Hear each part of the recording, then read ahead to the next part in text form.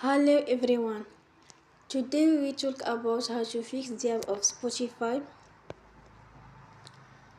You will go to settings.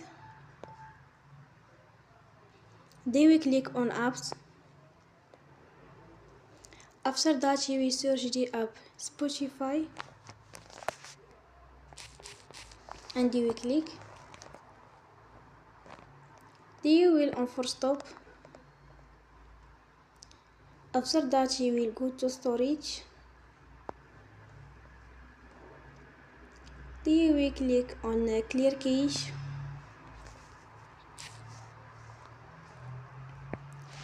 In the end you will turn off your Wi-Fi and you will turn again.